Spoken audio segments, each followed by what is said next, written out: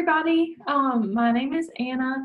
I've been with Main Street. I started with Main Street back in 2013, and Tara and I quickly became codependent. And so, even for something like this, we need both of us.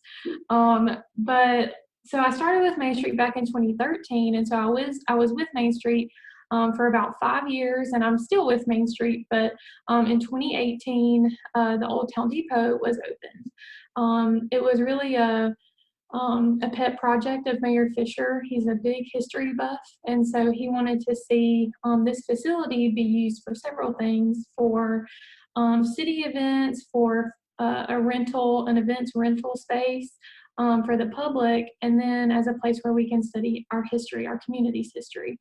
And so we've really tried to do all of those things here.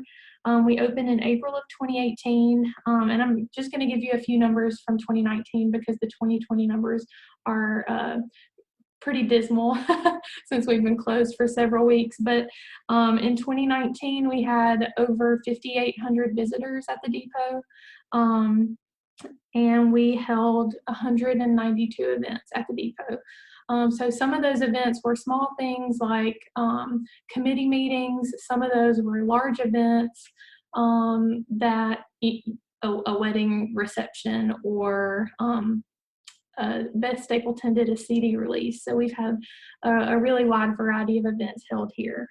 I would say that the space is primarily used as an events space. So some of those are events that the depot puts on, and some of those are event rentals.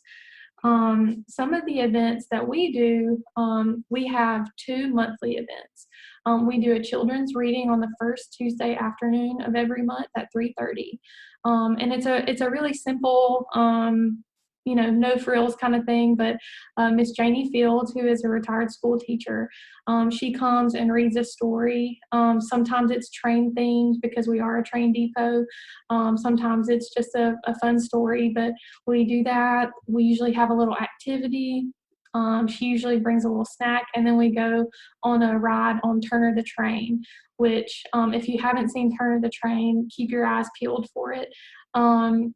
It is a tractor that has a frame over it that makes it look like a train engine. And so we can carry about 30 people, and we do a little ride downtown, about 10 minutes. So that's a really fun event that we do once a month.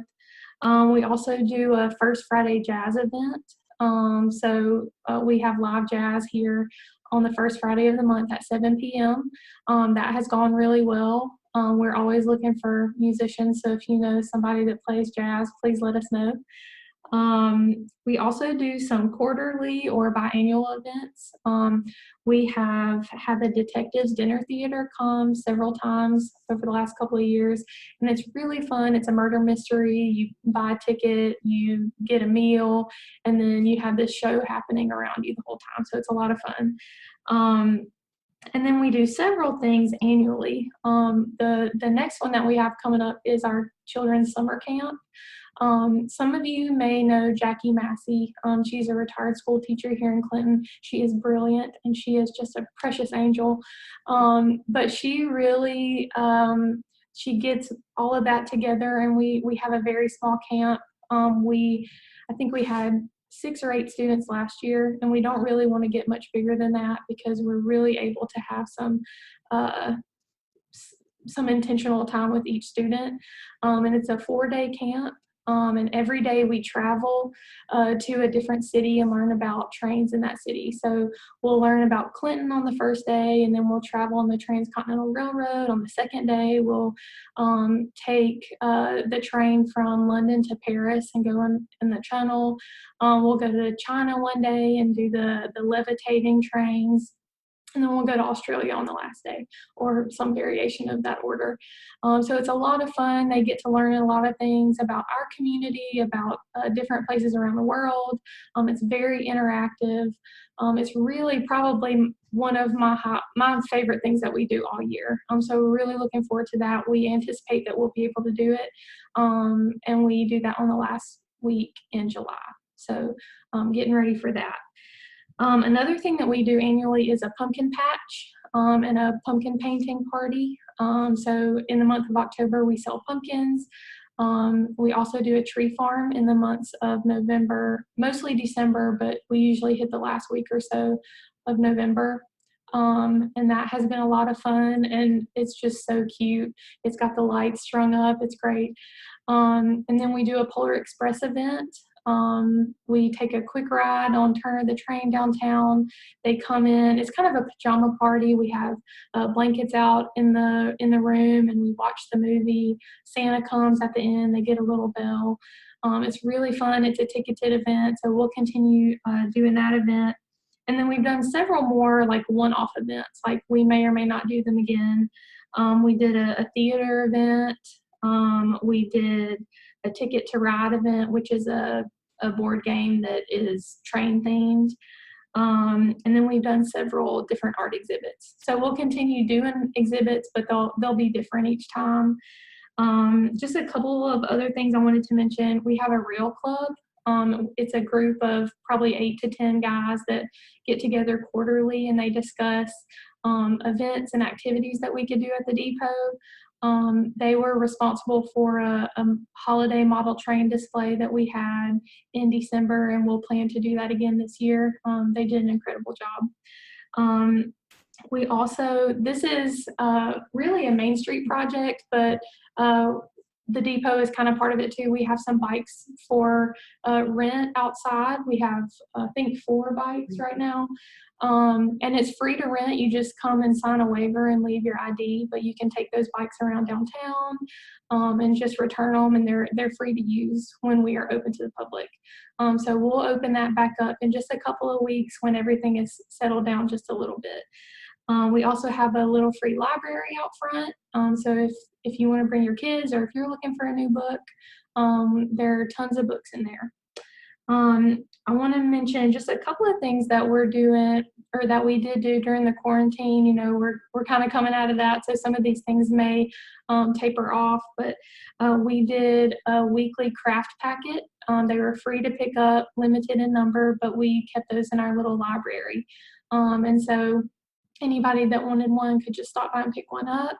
We also had a scavenger hunt for things that people could look for here at the depot. So kind of around the grounds, and then also peeking in the windows and trying to find certain. Also continued our children's reading, and it kind of morphed into video readings and not only train themed books. We really opened it up to anybody. So we've posted pretty much 1 video per day of different people reading stories. Sometimes those were city leaders, like the police chief. Some of those were school teachers. We had a little girl, I think she was 7, that recorded herself reading a book and sent it in.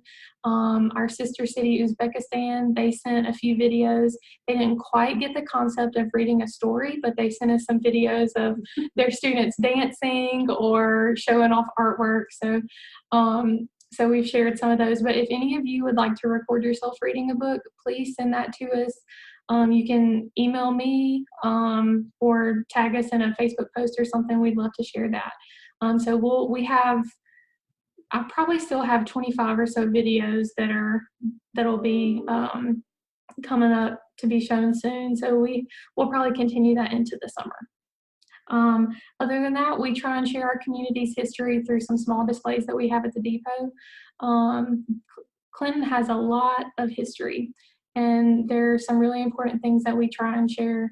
The Clinton riot of 1875 is really, it is something that we focus on right now because it's on display out there.